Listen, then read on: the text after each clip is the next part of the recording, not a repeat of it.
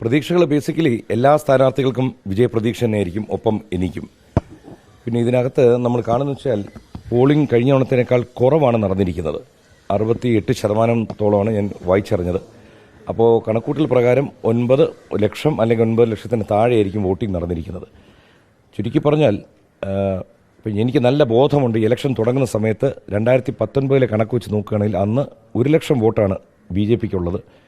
അന്ന് ജയിച്ചിരിക്കുന്ന sitting MP ആയിരിക്കുന്ന ശ്രീ പ്രേമേന്ദ്രൻ 5 ലക്ഷം, 4 ലക്ഷത്തിൻ്റെ വ്യത്യാസമാണ്. സാധാരണ നമുക്ക് ഒരു പ്രതീക്ഷയും നൽകുന്നതല്ല. പക്ഷേ എന്നാൽ കൊല്ലത്ത് നമ്മൾ കണ്ടത് ഒരു 2 പേരുടെ ഭരണവിരുദ്ധ വികാരവും ഒരു വശത്ത് നിന്ന് ഭരണത്തിന് അനുകൂലമായൊരു വികാരം. ഭരണത്തിന് അനുകൂലം എന്ന് വെച്ചാൽ പ്രതീക്ഷയേറ്റ് നിൽക്കുന്ന ജനങ്ങൾക്ക് നരേന്ദ്രമോദി കഴിഞ്ഞ 10 വർഷം കൊടുത്തിരിക്കുന്ന വികസനത്തിൻ്റെ പ്രതീക്ഷ. നേരെ അപ്പുറത്ത് സംസ്ഥാനത്തു നിന്നുള്ള ഭരണവിരുദ്ധ വികാരം ഇടതുപക്ഷ സ്ഥാനാർത്ഥിക്കും, ഒപ്പം സിറ്റിംഗ് MP എന്ന നിലയ്ക്ക് ഒരു വികസന പ്രവർത്തനവും കൊല്ലത്ത് 10-20 കൊല്ലത്തോളമായിട്ട് കൊണ്ടുവന്നിട്ടുള്ള ഇതും. ഇത് രണ്ടും, ഈ വിരുദ്ധവും അനുകൂലവുമായിട്ടുള്ള 2 തരംഗങ്ങൾ ഇവിടെ ഉണ്ട്. അത് പ്രകാരം ഇതിൽ ബഹുഭൂരിപക്ഷം വോട്ടും, അതായത് ഇരു പാർട്ടികളിൽ നിന്നും BJPയിലേക്ക് വന്നതായിട്ടാണ് അറിയാൻ കഴിയുന്നത്. പിന്നെ വലിയ കണക്കൂട്ടൽ ഞാൻ കൂട്ടാറില്ല, കാരണം പലർക്കും പലതരം കണക്കൂട്ടലുണ്ടാവും. ഈ വോട്ടിംഗ് മെഷീനകത്തായി കഴിഞ്ഞു. അതുകൊണ്ട് നമ്മൾ വലിയ കണക്ക് കൂട്ടാതെ വരും ദിവസങ്ങളിൽ സമാധാനവും ശാന്തവുമായിട്ട് കൊല്ലത്ത് പ്രവർത്തിക്കുക, കൊല്ലത്തിൻ്റെ വികസനത്തിനായിട്ട് കൊല്ലത്തെ ജനങ്ങളുമായിട്ട് ഇടപഴകിയിട്ട് എന്തൊക്കെ വികസനം കൊണ്ടുവരാൻ പറ്റും, ഏതൊക്കെ മന്ത്രിമാരത്ത് നമ്മൾ എന്തൊക്കെ അപേക്ഷകളുമായിട്ട് പോകണം, ഇതിനെപ്പറ്റി ഒന്ന് ചർച്ച ചെയ്യുക. അതായത് ജൂൺ 6 റിസൾട്ട് വരുന്ന സമയം ധാരാളം സമയം വെറുതെയുണ്ട്. ഈ സമയത്ത് കംപ്ലീറ്റ് കൊല്ലത്തിൽ ആൾക്കാരെ കാണുക. കാരണം ഞാൻ കൊല്ലത്തുനിന്ന് പുറത്തുനിന്ന് വന്നൊരു വ്യക്തിയാണ്.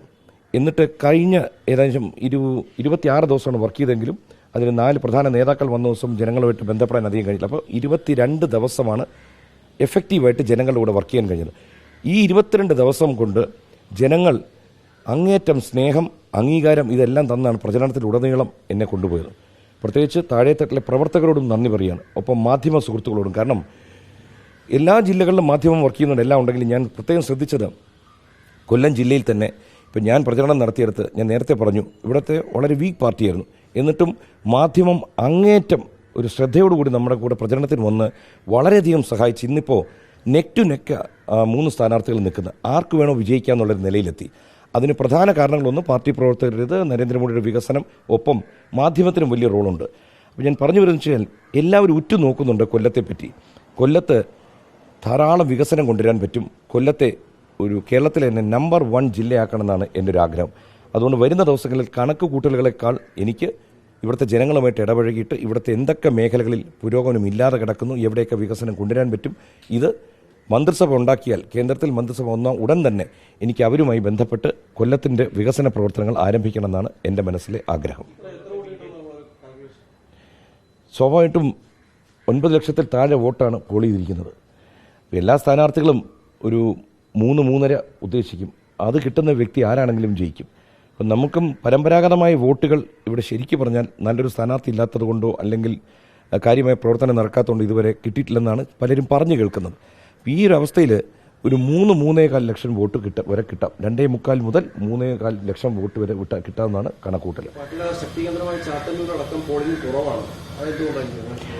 അല്ല, പോളിംഗ് കേരളത്തിൽ മാത്രമല്ല, കൊല്ലത്തും മാത്രമല്ല, ഇതുവരെ നടന്ന 2 ഫേസുകളിലും പോളിംഗ് വളരെ കുറവായിട്ട് കാണുന്നു. അതിന് എന്താണ് എക്സാക്ട് കാരണം എന്നറിയില്ല, എങ്കിലും പൊതുവെ പറയുന്നത് കാലാവസ്ഥ വിപരീതമായതാണ് ഒരു കാരണം എന്നാണ് പറയുന്നത്.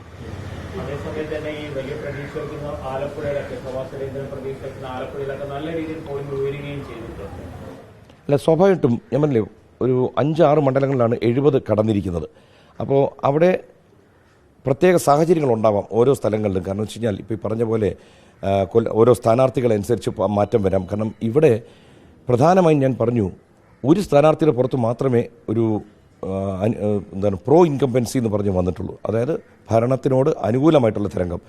ജനങ്ങൾക്ക് മടുത്തിരിക്കുകയാണ് കൊല്ലത്തിൻ്റെ കാര്യത്തിൽ. കാരണം സിറ്റിംഗ് MPയുടെ ഭാഗത്തു നിന്നുള്ള, അതായത് പുരോഗമനത്തിനെതിരെയുള്ള കാര്യങ്ങൾ, നീക്കങ്ങൾ, അതുപോലെ തന്നെ കശുവണ്ടി മേഖല തകർന്നിരിക്കുന്നത്, ഇങ്ങനെ ധാരാളം വിഷയങ്ങളുണ്ട്. ജനങ്ങൾക്ക് വന്ന് വോട്ട് ചെയ്യാൻ എന്തെങ്കിലും ഒരു പ്രതീക്ഷ വേണ്ടേ? അതുകൊണ്ട് ഏക പ്രതീക്ഷ നരേന്ദ്രമോദിയുടെ പദ്ധതികളുടെ ഗുണഭോക്താക്കൾ ധാരാളമുണ്ട്. പിന്നെ യുവാക്കൾക്ക് വളരെയധികം പ്രതീക്ഷ നൽകുന്ന ഒരു ഇലക്ഷനാണ്. അങ്ങനെ ഉള്ളതുകൊണ്ടാണ് ഇത്രയെങ്കിലും ഇലക്ഷൻ ഒരു പോളിംഗ് നടന്നതെന്നാണ് എൻ്റെ വിശ്വാസം.